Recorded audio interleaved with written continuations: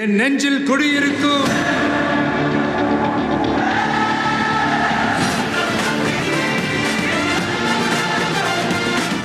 உங்க toilet cleaner bison toilet cleaner குவாலிட்டியை விட பெட்டர்னு நிரூபிச்சா உங்க மொத்த பணமும் ரீஃபண்ட். பைசன் டாய்லெட் கிளீனர் இப்போது 79 ரூபாயில்.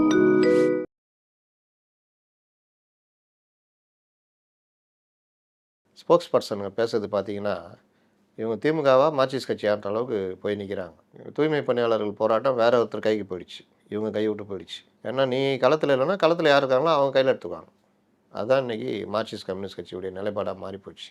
இவர்கள் முன்னெல்லாம் ஆளுங்கட்சியோட கூட்டணி சேருவாங்க. அதுக்கப்புறம் சரியில்லைன்னா வெளியில் வந்து நிற்பாங்க. அடுத்த வேறு கூட்டணிக்கு மாறுவாங்க. இப்போ எல்லாரையுமே இறைக்கிற ஒரே புள்ளியாக அமைவது பாஜக. மாசு கண்டுபிடிச்சார்ல. ஆமாம், இல்லவே இல்லை. போதை சுத்தமாக ஒழிச்சிட்டோம், இனி அந்த இதுவே கிடையாதுன்னு அவர் கண்டுபிடிச்ச பிறகு தான் வைகோவுக்கு தான் செய்வது தவறு என்று தெரிந்து விட்டது. தமிழ்நாட்டில் அது இல்லவே இல்லைன்றப்போ நம்ம ஏன் அதுக்கு எதிராக போராடணும்? முற்றிலும் தலைவரை அப்படின்னு கூப்பிட்டு என்ன பண்ணுறீங்க? இல்லை போதை கிடையாது அதா என்ன நீங்கள் முந்தானத்து தான் முற்றிலும் ஒழிச்சாச்சின்னு பார்க்கலையா? அது கவனிக்கலையா நீங்கள்? ஐயோ கவனிக்கலையே, முற்றிலும் ஒழிச்சாச்சுங்க. இப்போ இல்லைங்க. அப்போ நோயே இல்லைன்னா எதுக்குங்க மருந்து? வேணாம். அப்போ என்ன பண்ணுறது? அமைதிக்கான நோபல் பரிசு கொடுக்கலாம், அமைதிக்கான பிரயாணமாக மாற்றிடுவோம். அப்புறம் விஜய்க்கு சொல்லிக் கொள்கிறேன், ஏன்பா போதை மருந்து போதை கலாச்சாரத்தை விஜய்க்கு என்னங்க சொல்கிறீங்க? அதெல்லாம் இல்லை. நடிச்சார்ல. ஆமாம், லியோ படத்தில் நீங்கள் நடித்தவுடைய விளைவு இன்று தமிழகத்தில் போதையுடைய பழக்கம் அதிகரித்துள்ளது. நீங்கள் எல்லாம் ஒரு தலைவனா? 6000 கோடிக்கு போதை மருந்தை விற்கிறாய். உன்னை முதல்வர் இதுவரை கைது செய்யாமல் இருப்பதே அவருடைய பெருந்தன்மையை காட்டுகிறது. நீங்கள் பார்த்தாங்க, வேற வழி இல்லை. டே கூப்பிட்றாங்க சோடங்கிற பேச சொல் போய் உள்ளியா காலில் சொன்னல சொல்லு போ பேசு அப்படின்னு ஏதோ பேச்சுவார்த்தை. ஆனால் இதெல்லாம் கூட்டத்தில் ஐயோ ஐயோன்னு வர வடிவேலை நீங்கள் அது ரொம்ப சீரியஸாகவே எடுத்துக்கிட்டீங்க. ரொம்ப ஐயோ ஐயோ அப்படின்ட்டு அந்த மாதிரி நீ காங்கிரஸ் காலில் விழுந்து கிடக்குது.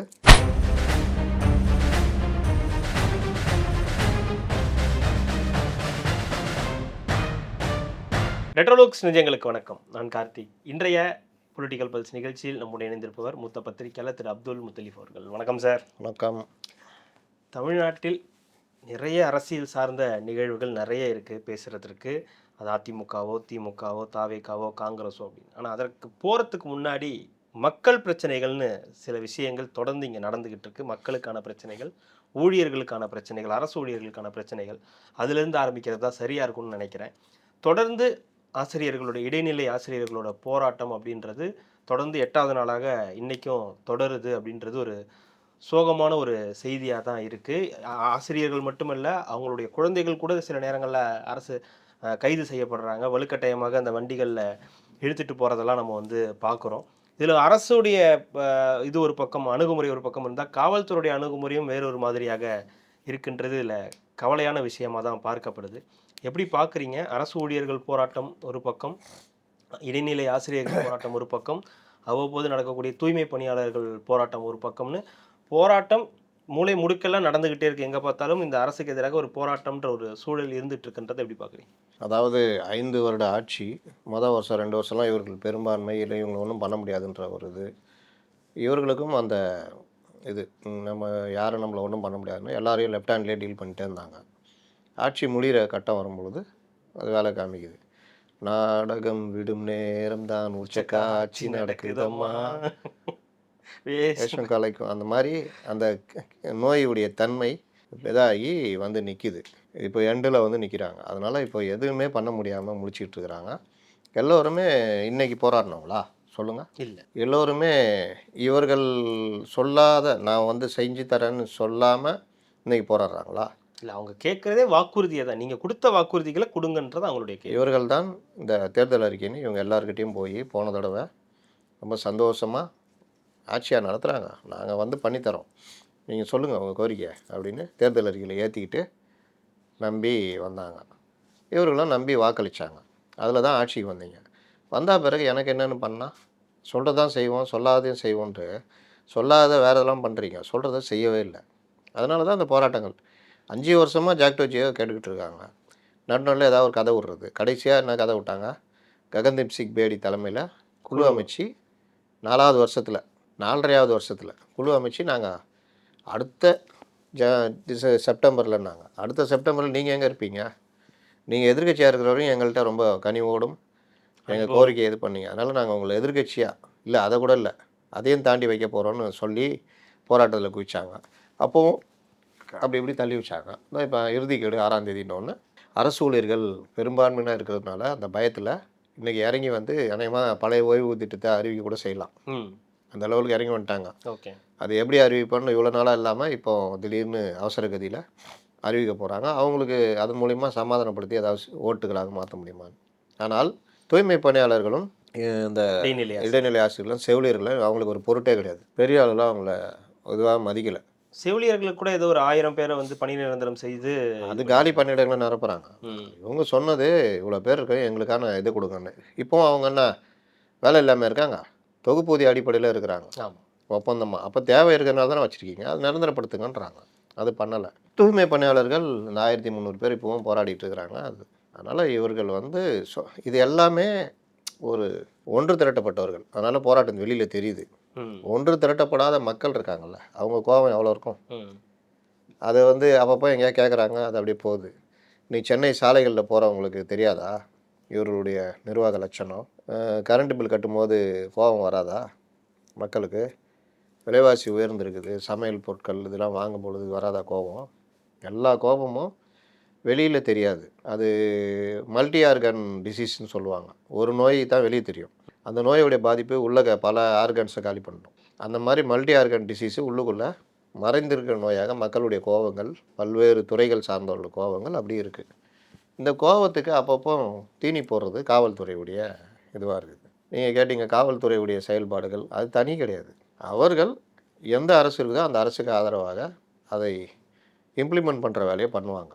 அதில் சில அதிகாரிகள் நீக்கி போக்க பண்ணுவாங்க, சில பேர் எனக்கு என்னென்னு பண்ணுவாங்க. அப்போ இதோடைய எக்ஸ்டென்ஷன் என்னென்னா, இந்த விஷயங்கள் வெளியில் வருது, வெளியே வர விடாமல் தடுக்கணுமேன்னு சொல்லிட்டு கடுமை காட்டுவாங்க. அதில் தான் போராடுறவங்கள குண்டு கட்டாக தூக்குறது, ரொம்ப கடுமையாக நடந்துக்கிறது. பெரிய ஆட்கள்கிட்ட ரொம்ப பணிவாக நடந்துக்கிற காவல்துறை இவர்கள்ட்ட குண்டு கட்டாக ஒருத்தரை கையை பிடிச்சிருக்காரு, அந்த கையை ஒருத்தர் எடுக்க வைக்கிறாரு, உள்ளே ஒருத்தர் பூந்து ஷோல்டரில் ஒரு தூக்குறாரு. இந்த இடம் இதாகிடுது. நேற்று ஒருத்தர் அதே மாதிரி காலை பிடிச்சி இழுக்கிறாங்க, பிடிச்சி ஒரு மாதிரி முறுக்கும் போது கால் வலின்னு அவர் கத்துன ஒன்று விட்டுட்டாங்க. இல்லாட்டி அவருக்கும் எதாவது காலுக்கு இந்த மூட்டுக்கிட்டு எதாவது பிசைக்கிருக்கும். அப்போ இந்த மாதிரி ஒரு கடுமையாக நடந்துக்கிற போக்குகளையும் பார்க்குறோம். போராடுறவங்க போராட்ட காலத்தில் இருக்க தான் பார்ப்பாங்க. ஒரு போராட்டம் அப்படின்றது பொதுவாக அது ஒரு ஆர்கனைஸ்டாக இருக்கும். போராடுறதுக்கான இடம் ஒன்று இருக்கும். இந்த இடத்துல போராடுறாங்க, தொடர்ந்து போராடுறாங்க அப்படின்னு ஒரு விஷயம். இது போராட்டத்திற்கு அனுமதியே கிடைக்காது இல்லையா? இந்த போராட்டத்துக்கு அனுமதியே கிடையாது. போராடவே அனுமதி கிடையாது. அப்புறம் என்ன போராட்டத்துக்கு அனுமதி? அதுவும் இந்த கவர்மெண்ட் வந்த பிறகு இவர்கள் நினச்சது தான் அப்படின்ற மாதிரி கொண்டு போயிட்டாங்க. வள்ளூர் கோட்டம்னாங்க, இப்போ வள்ளூர் கோட்டம் கிடையாது, எங்கெங்கேயோ சொல்லி இதாகிடுச்சு. இதில் கோர்ட்டு வேறு அப்பப்போ என்ன நீங்கள் இந்த மாதிரி பண்ணுறீங்க அது மாதிரி. அப்போ அவன் எங்கே பண்ணுவான்? எங்கே கிடைக்குதோ அங்கே வந்து போராடுவான். ரோட்டில் வருவான், அங்கே உட்காருவான், இங்கே உட்காருவான். போராட்டங்கள் இல்லாமல் திண்டாட்டங்கள் தீராதுன்னுவாங்க. போராடினா தான் எது இதாகும். எப்படி தெரியும்? போராட்டத்திற்கே உரிய ஒரு கட்சி இவர்களா? இல்லை, ஒரு கட்சி இருக்குமே போராட்டத்திற்காக. மார்க்சிஸ்ட் கம்யூனிஸ்ட் கட்சியா? அவர்களெல்லாம் நீர்த்து போய்விட்டார்கள். இன்றைக்கி அவர்களுடைய ஸ்போக்ஸ் பர்சனுங்க பேசுறது பார்த்தீங்கன்னா, இவங்க திமுகவா மார்க்சிஸ்ட் கட்சியான்ற அளவுக்கு போய் நிற்கிறாங்க. தூய்மை பணியாளர்கள் போராட்டம் வேற ஒருத்தர் கைக்கு போயிடுச்சு, இவங்க கை விட்டு போயிடுச்சு. ஏன்னா நீ களத்தில் இல்லைன்னா களத்தில் யார் இருக்காங்களோ அவங்க கையில் எடுத்துக்குவாங்க. அதுதான் இன்றைக்கி மார்க்சிஸ்ட் கம்யூனிஸ்ட் கட்சியுடைய நிலைப்பாடாக மாறி போச்சு. இவர்கள் முன்னெல்லாம் வந்து ஆளுங்கட்சியோட கூட்டணி சேருவாங்க, அதுக்கப்புறம் சரியில்லைன்னா வெளியில் வந்து நிற்பாங்க, அடுத்த வேறு கூட்டணிக்கு மாறுவாங்க. இப்போ எல்லாரையுமே இறைக்கிற ஒரே புள்ளியாக அமைவது பாஜக. அப்போ எதிரில் அதிமுக பாஜகன்றப்போ வேறு வழியில் வாக்கப்பட்டாச்சு அப்படின்ற மாதிரி கூடயே இருக்கிறாங்க. கூட எதுக்கு இருக்கிறீங்க? தனியாக நில்லுங்கன்னா, தனியாக நின்னால் மக்கள் நல கூட்டணி கண்ணு முன்னாடி வந்து போகுன்றதுனால மக்கள் நல கூட்டணினால கூடவே நிற்கிறேன். சார், அது பாஜக எதிர்க்கிறது தான் உங்களுடைய கொள்கை அப்படின்னா அதில் இந்த சமரசமும் செய்துக்க வேணாம். ஆனால் இங்கே நடக்கக்கூடிய பிரச்சனைகளுக்கு காரணம்ன்றதை பேசணும் இல்லையா? அது பேசினா தானே இங்கே அவங்களுக்கு ஒரு ஓட் பர்சன்டேஜ் வேணும் இல்லையா? அவங்களுக்கு ஜெயிக்கணுன்ற ஒரு இது இருக்கும். அது அந்த தலைவர்களுக்கு தெரியணும்ல. அந்த தலைவர்கள் அது அந்த அளவுக்கு தெரியாமல் அங்கே கூட்டணியில் இருக்காங்க. அவ்வளோதான். அதான் நீர்த்து போய்விட்டார்கள்னு சொன்னேன்ல. போராட்ட குணம் கொஞ்சமாவது இருக்கணும். ஒரு இடத்துல ஒரு அநியாயம் நடக்குது, ஒருத்தன் உடனே தட்டி கேட்பான், ஒருத்தன் எனக்கு என்னன்னு கம்முன்னு இருப்பான், ஒருத்தன் எல்லாரும் சேர்ந்து அடிக்கும் போது அவனும் சேர்ந்து அடிப்பான். 3 வகை இருக்கும். இதில் 3வது வகை கூட இவங்க கிடையாது. அப்படி ஆகிட்டாங்க. குறைந்தபட்சம் மக்களுக்காக தான் இந்த கட்சி, மக்களுக்காக தான் நிற்கிறோன்றதை எல்லாம் மறந்துட்டாங்க. ஒடுக்கப்பட்ட மக்களுக்காக தான் நானுன்னு வந்தார் திருமாவளவன். எங்கே இருக்கார்? அவர் வாட்டில் அவர் எனக்கு என்னென்னு இன்னும் ஒரு படி மேலே போய் பேசிகிட்டு இருக்காரு. அப்போ இவர்களுடைய இந்த தன்மைகள் எல்லாமே ஆளுங்கட்சி வந்து அதை அனுபவிக்கணும். இந்த விஷயம் நீங்கள் சொல்கிற விஷயம் நேற்று கூட வந்து வைகோ அவர்களுடைய இந்த சமத்துவ நடைப்பயணம்னு சொல்லி ஒரு நிகழ்ச்சி நடந்துச்சு. அதில் முதலமைச்சர் கலந்துக்கிட்டாரு. கூட்டணி கட்சியில் எல்லாருமே வந்து கலந்துக்கிட்டாங்க. ஒரு கட்சி தவிர. ஆமாம், அவங்கள தவிர. அவங்களுக்கு காரணம் இருக்குது, அவங்களுக்கு ஒரு காரணம் இருக்குது, அதனால் அவங்க வந்து கலந்துக்கலன்னு சொல்லப்படுது. இதில் புரிஞ்சிக்க வேண்டிய விஷயம், இங்கே நிறைய பிரச்சனைகள் நடக்குது. ஆனால் அதை பற்றிய ஒரு இது இல்லாமல் பாஜக, சனாதனம், சனாதனிகள், முகமூடி, விஜய், சீமான் இப்படி பேசுறது மக்கள்கிட்ட போய் சேருமா? எப்படி சேரும்? மக்கள் பிரச்சனைக்காக உட்காந்து போராடிட்டு இருக்கிறாங்க. நீ போராட்டம்னு கிளம்புறதே இவருக்குள்ளே குழப்பம். இவர் திமுகவை இந்த இது எந்த பிரச்சனைக்காக நம்ம நடைப்பயணம் போகலாமா இல்லை கூட்டணிக்காக பேசலாமான்னு இவர் குழப்பம். நடைப்பயணம் எதுக்கு? போதை கலாச்சாரத்துக்கு எதிராக. இளைஞர் அப்படின்னு தான் சொல்லிட்டாப்புல. அப்புறமா ஏதாவது வேறு பேர் வச்சுக்கிட்டாங்க அதுக்கு. முதல்ல வந்து போதை கலாச்சாரத்துக்காக இளைஞர்களை சீரழிக்கும் போதை கலாச்சாரம், இளைஞர்களை பாதுகாக்க அப்படின்னு கிளம்புனாரு. சரி, அப்புறம் அது நம்ம கொள்கை இடிக்குங்க பார்த்துக்குங்க அப்படின்னோன்னா அதை இது பண்ணி அதை ஏதோ பேர் மாற்றி இப்போ இந்த 27ஆம் தேதிக்கு அப்புறம் மாற்றிட்டாங்களோ இந்த வட மாநில இளைஞர்கள் தாக்கம். இல்லை இவர் சொன்னார்ல, நம்ம மாசு கண்டுபிடிச்சார்ல. ஆமாம், இல்லவே இல்லை, போதை வந்து சுத்தமாக ஒழிச்சிட்டோம், இனி அந்த இதுவே கிடையாதுன்னு அவர் கண்டுபிடிச்ச பிறகு தான் வைகோவுக்கு தான் செய்வது தவறு என்று தெரிந்து விட்டது. தமிழ்நாட்டில் அது இல்லவே இல்லைன்றப்போ நம்ம ஏன் அதுக்கு எதிராக போராடணும்? முற்றிலும் தலைவரை அப்படின்னு கூப்பிட்டு என்ன பண்ணுறீங்க? இல்லை போதை கிடையாது அதா என்ன நீங்கள் முந்தானத்து தான் முற்றிலும் ஒழிச்சாச்சின்னு பார்க்கலையா? அது கவனிக்கலையா நீங்கள்? ஐயோ கவனிக்கலையே, முற்றிலும் ஒழிச்சாச்சுங்க, இப்போ இல்லைங்க. அப்போ நோயே இல்லைன்னா எதுக்குங்க மருந்து? வேணாம். அப்போ என்ன பண்ணுறது? அமைதிக்கான நோபல் பரிசு கொடுக்கலாம், அமைதிக்கான பிரயாணமாக மாற்றிடுவோம். இன்னும் விட்டா பூமிதான இயக்கம் கூட தொடங்கிடுவார் போல், வினோபா பாவே மாதிரி அந்த காலத்தில் இருந்தார். அந்த மாதிரி பூமிதான இயக்கம் அப்படின்னு. நைனா நீ போயிட்டு வா, நான் பார்த்துக்கிறேன் அப்படின்ட்டு இவர் பையன் தனியாக பேரை மாற்றியாச்சு, கண்டென்ட்டையும் மாற்றியாச்சா? இதுதான் எதுக்காக போராடுறோன்ற அந்த கண்டென்ட் வேறு மாதிரி மாற்றியாச்சு. தமிழ்நாட்டில் இல்லை, போதை மருந்து ஒழிக்கணும்னா அகில இந்திய லெவலில் தான் ஒதுக்கணும். அப்போ நீங்கள் அகில இந்திய லெவலில் தானே நடக்கணும், தமிழ்நாட்டில் நடந்து என்ன பண்ண போகிறீங்க? அவ்வளோ தூரம் மக்கள் வைப்பாங்கல்ல. அவ்வளோ தூரம் நடக்க முடியாதுனால தான் தமிழ்நாட்டில் நடக்கிறோம். இந்தியாவுக்குள்ளே தானே தமிழ்நாடு இருக்குது. இந்தியாவுக்குள்ள தான் தமிழ்நாடு இருக்குது, ஆனால் தமிழ்நாட்டில் தான் எதுவும் இல்லைல்ல.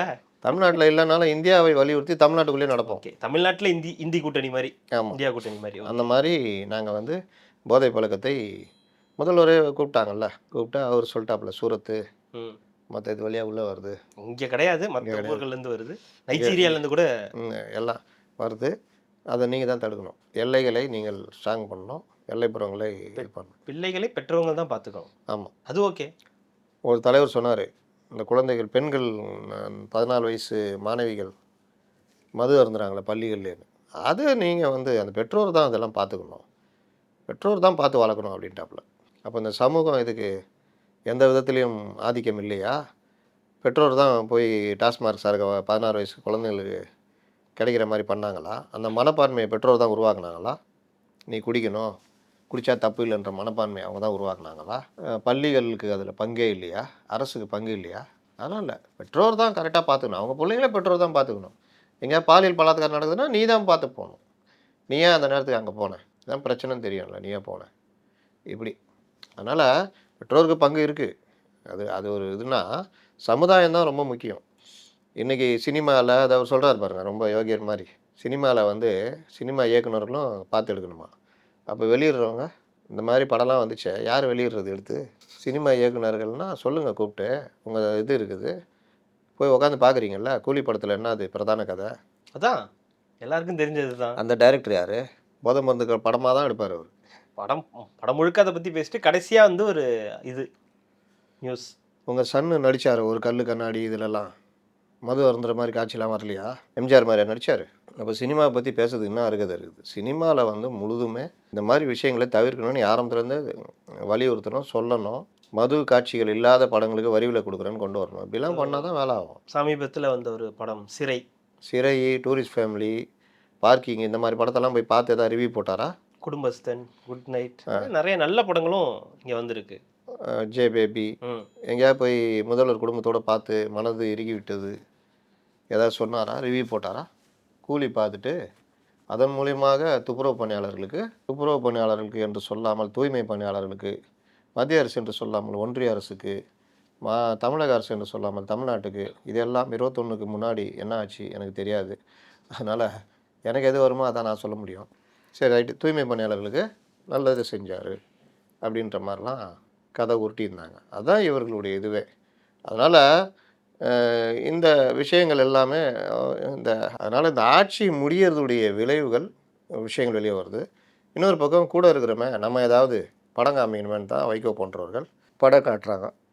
அந்த படத்துக்குள்ளே படம் காட்டுறது திருமாவளவன் போன்றவர்கள் நேற்று இந்த ஆட்சி இந்த போராட்டம் சமாதானத்திற்கும் சாசா வரணும்ல, சரி, எதுகையா எதுகை மூலியமாக சமாதானத்திற்கும் சனாதனத்திற்கும் நடக்கிற சண்டை. வீட்டில் சமையல்காரன் சாப்பாட்டில் ஏன்டா உப்பு போடல, உப்பு இல்லை, சனாதன உடையது எல்லாம் ஆர்எஸ்எஸ் சதி அது இதுன்னு ஏன் இந்த இதே சொல்லியிருக்கலாமே. தமிழகத்தில் போதை கலாச்சாரம் என்று அதிகரித்துள்ளது என்றால் அதற்கு ஆர்எஸ்எஸ் சதிதான் காரணம் அப்படின்னு சொல்லிடலாம்ல. இல்லை, ரொம்ப ஓவர் டோஸ் ஆகிடும். அவரு அதை பற்றி கவலையே பண்ணலையே. யாரோ ஒருத்தர் மேலே பைக்கில் அடிச்சதுக்கே அந்த பாயிண்ட்டை முதலமைச்சருக்கு கொடுத்துட்டாங்க. அதனால அந்த பாயிண்ட் அவருக்கு இல்லை. அவர் அரசு மேலே சொல்கிறாரு, மத்திய அரசு நேரடியாக அப்படி சொல்லாமல் அரசுன்னு சொல்லிட்டு அது இன்னும். அதனால் இது சமாதானத்திற்கும் சனாதனத்திற்கும் நான் பேசுறது போதைன்னு பேசிட்டோன்னு சிக்கல். ஏற்கனவே போதை ஒழிப்பு மாநாடு நடத்தி பெரிய சிக்கலாகிடுச்சு. இது பேச முடியாது. சரி விட இருக்கிறதே இருக்கிறான் ஏமாந்தவன் போட்டு அடி அப்படின்ட்டு 2 பேரும் சமாதானம் சனாதானம் ஆர்எஸ்எஸ் சதி அது இதுன்னு. அப்புறம் விஜய்க்கு சொல்லிக் கொள்கிறேன், ஏன்பா போதை மருந்து போதை கலாச்சாரத்தை விஜய்க்கு என்னங்க சொல்கிறீங்க? அதெல்லாம் இல்லை. நடிச்சார்ல. ஆமாம், லியோ படத்தில் நீங்கள் நடித்தவுடைய விளைவு இன்று தமிழகத்தில் போதையுடைய பழக்கம் அதிகரித்துள்ளது. நீங்கள் எல்லாம் ஒரு தலைவனா 6000 கோடிக்கு போதை மருந்தை விற்கிறாய். உன்னை முதல்வர் இதுவரை கைது செய்யாமல் இருப்பதே அவருடைய பெருந்தன்மையை காட்டுகிறது. நீ போதை மருந்து விட்டுவிட்டு படம் எடுக்கிறாய். இதை நான் அனுமதிக்க முடியாது. அதனால் தான் சொல்கிறேன் இந்த ஆர்எஸ்எஸ் சதி. அண்ணா என்ன முடியா அப்படிதான் 6000 கோடிக்கு லியோ படத்தில் போதை மருந்து விற்றதுனால தமிழகத்தில் போதை கலாச்சாரம் அதிகரித்து விட்டது. இளைஞர்களை போதை வலிக்க அவர் ஒரு தலைவர் தான், உண்மையிலேயே பெருந்தலைவர்.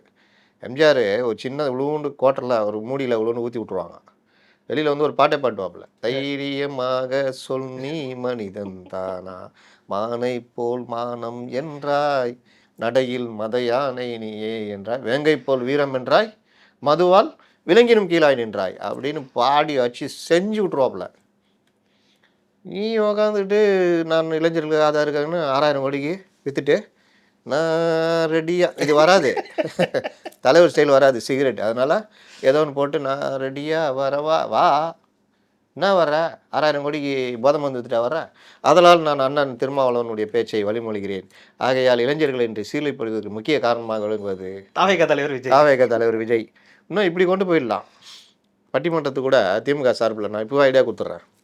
இந்த பொங்கலுக்கு தமிழகத்தில் இளைஞர்கள் பெரிதும் சீரழிந்திருப்பதற்கு, மது போதைக்கு சீரழிப்புக்கு காரணம் பெரிய நடிகர்களா, வேறு யார் இயக்குனர்களா? ஆமாம், அப்படி போய்டும்.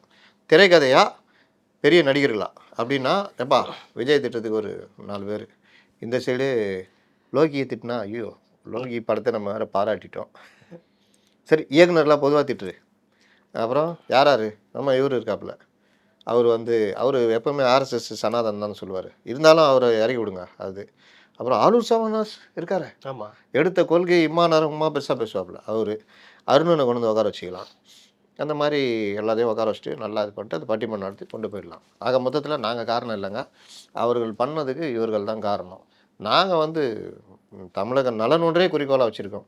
மத்திய அரசு ஆப்கானிஸ்தான் வழியாக இந்த சைடு சைனா பர்மா வழியாக போதை மருந்தை உள்ளே கொண்டு வராங்க.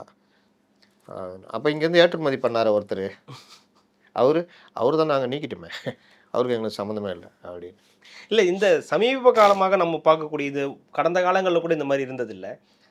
அரசுக்கு எதிராக வரக்கூடிய அறிக்கைகளில் கூட இப்போது பொதுவாக விஜய் ஏதாவது ஒரு அறிக்கை கொடுத்தாருன்னா அதில் தேடி கண்டுபிடிச்சி பாஜகன்ற வார்த்தை இல்லை, மோடின்ற வார்த்தை இல்லை, அமித்ஷான்ற வார்த்தை இல்லைன்னு சொல்லக்கூடிய இவர்கள் எல்லாம் இவங்களுடைய அறிக்கைகளில் கண்டனங்களில் ஒரு இடத்துல கூட திமுகனோ அரசுனோ எங்கேயுமே இல்லைன்றத கவனிக்கிறீங்களா, பார்த்தீங்களா?